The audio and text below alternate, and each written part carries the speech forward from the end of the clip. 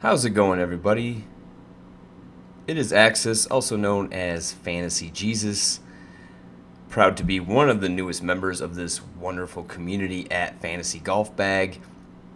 Here to just do a quick little tutorial once-over of the stats that Golf Gurus and I have been providing over the last couple of years. We understand not everybody is familiar with it or hasn't been using it, so just try to give you a brief rundown. If it's too quick, I apologize. Feel free to hit me up on Twitter or in the Slack, and you can hit up Sky and Golf Gurus as well, and we will try to answer your questions as best as possible. Again, this is just a very brief, quick rundown of what you're looking at, and then hopefully in the future we can do more with maybe how we use it, how to deep dive, etc. So first things first, you'll see at the bottom all the tabs. We have 5T, we have 10T stats, field stats, we have a strokes gained snapshot tab, and the field weighted course history. We'll start at the beginning, 5T, 10T. That stands for 5 tournaments and 10 tournaments. These are the stats that golfers have accumulated over the last 5 and 10 tournaments rolling, hence why we started calling them rolling stats. Up here you can find how many rounds their stats have been taken from in that time span. So Jason Day in the last 5 tournaments has only played 4 rounds. Only 2 of those have been laser rounds, meaning strokes gained stats. So for just the regular rounds, we can still get some of the basic stats. For the laser rounds, we can get all these strokes gained stats. So 2 of Jason Day's rounds will not have strokes gained stats, but they will still have some of the green irregulation, strokes gained differential, etc. So if you're looking for a little broader scope, you can go to 10T and you can filter by player. In fact, we find Day here. He has 12 rounds in the 10T compared to the 4 in the 5T, and 9 of those are laser rounds. So once you get into the actual statistical columns, we rank them by percentile rather than rank. And we do that because there is sometimes a much larger difference between first place and 20th place in one stat and first place and 5th place in another stat, especially tournament to tournament. So by doing percentile, you can see how much better somebody is that's ranked number 1 compared to just number 2. Like if you say, oh, this guy's top 10 in this stat, that normally sounds pretty good, but if he's top 10, we'll just use green and regulation for example. If he's top 10 in that, but the first 5 guys are all around 78%, let's just random number, but the 10th place guy is at 60%, it's really not that great. He hasn't been hitting that many greens. This field may just suck, may be really weak. That makes him in 10th place, but if you're weighting green and regulation really heavily, I mean, do you really want a guy who's only hitting, like, should he be rewarded for only hitting 60%? No. So by using the percentile, it just kind of gives you a better look at how they truly are rated in the field, with the top guy being the 100th percentile of that particular stat. We just think it's a better way to look at things rather than just ranking guys 1 through 150. We don't think that truly tells that big of a story, which is why we use percentile. And everything you see in the statistical columns are by round. It is not full tournament. It is by round. So for instance, in the strokes gained differential column, Jason Day is at the top. Again, this is only 4 rounds. He's gaining on the field 3.1 strokes per round. Same with the weighted DK points. And anything with weighted in front of it means we weight it to the field. So Jason Day in this particular example is gaining 4.92 DraftKings points per round on field average. So if you really want to see, who's scoring the best, you can sort and see that Rory McIlroy over his last 12 rounds has been beating the field average by 6.16 DraftKings points per round. And we have weighted stats for You'll see FanDuel we've added in here. We know some people asked about that. And as you get further on down to the right, we weight green in regulation. So you can see how many more greens they're hitting than the field average that they've been playing against. We weight driving distance. We weight driving accuracy. And we weight it because realistically, fields are so different, courses are so different, that by seeing who's doing better in those particular fields, like again, if you're at a course where the fairways are very narrow and nobody has a high driving accuracy, let's say the field average is 50%, then someone who's hitting 60% is crushing it. Someone who's hitting 45% really isn't that off. But if you look at things in a grand scope, you might think that, oh, 60% is not that great, 45% is pretty shitty.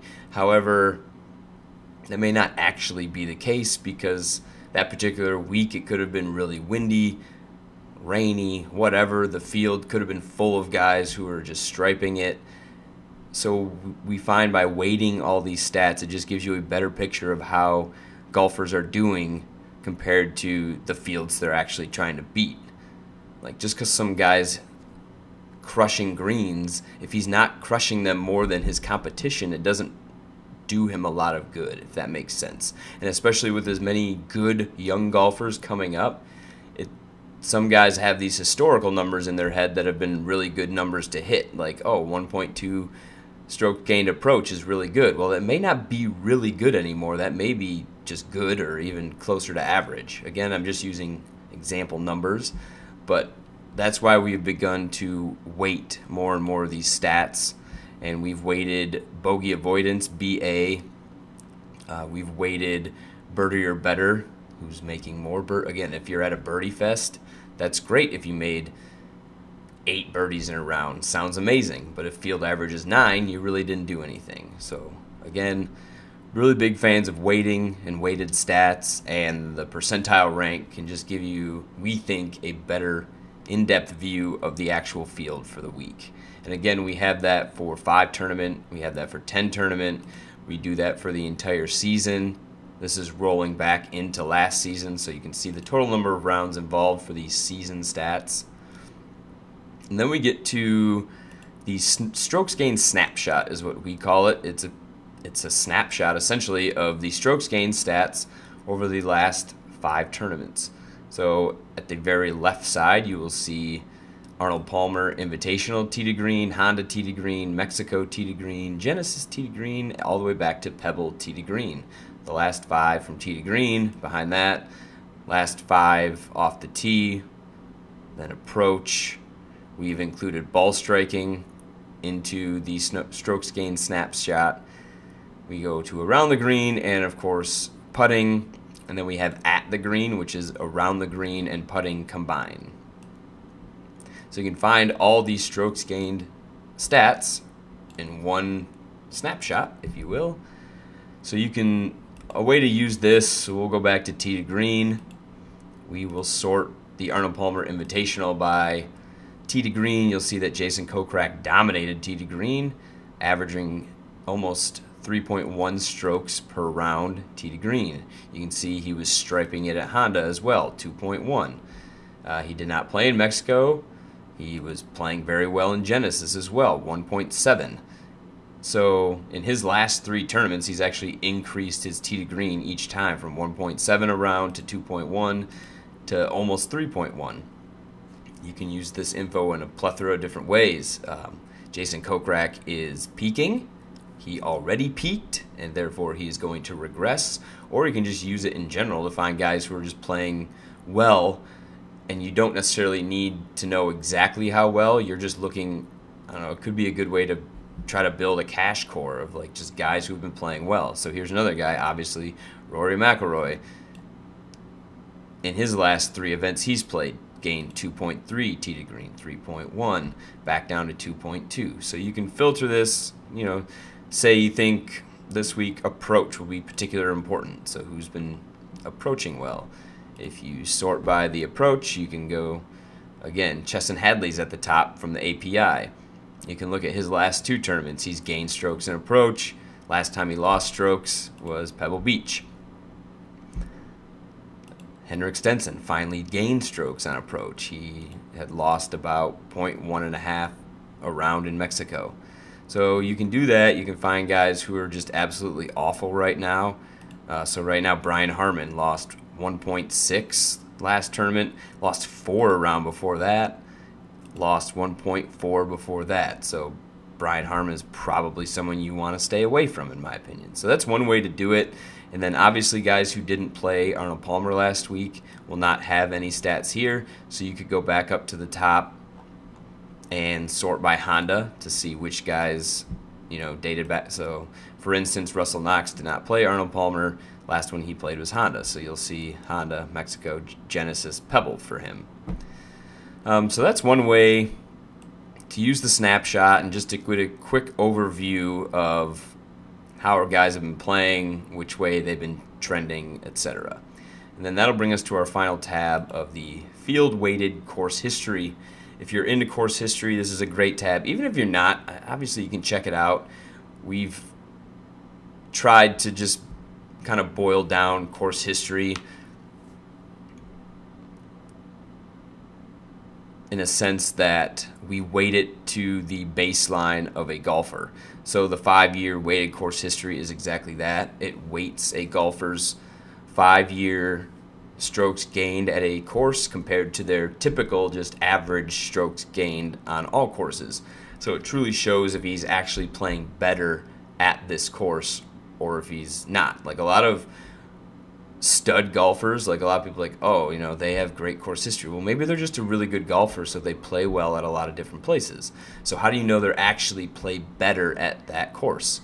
Well, you take their strokes gained over 5 years at that course and compare it to their strokes gained for the last 5 years in general, and boom, you get a number. Xander has gained 2.1 more strokes than his baseline at TPC Sawgrass. Now you have to take that with a grain of salt. There's only been 4 rounds played for him at TPC Sawgrass in the time we looked. And then the year specific is taking a golfer's over the last 5 years, but taking it on a year-to-year basis. So it kind of gets rid of hot streaks or cold streaks. If a golfer was playing really crappy one year, or if he was playing amazing one year. So what we did is we compared his baseline that year at TPC Sawgrass to that year at every other course, and then we averaged them together to get the year specific. So that will be, for this example, Xander's 2018 TPC versus his 2018 baseline. And then it'll be averaged with his 2017 TPC to his 2017 baseline. And that will give you the year-specific weighted course history. So that we did that to try to get rid of guys who were just playing out of their mind one year or just really poorly one year. We thought that would be a good way to look at it on that sense. So Sky threw this together, and now you have this beautiful weighted course history to look at if that is something you are into.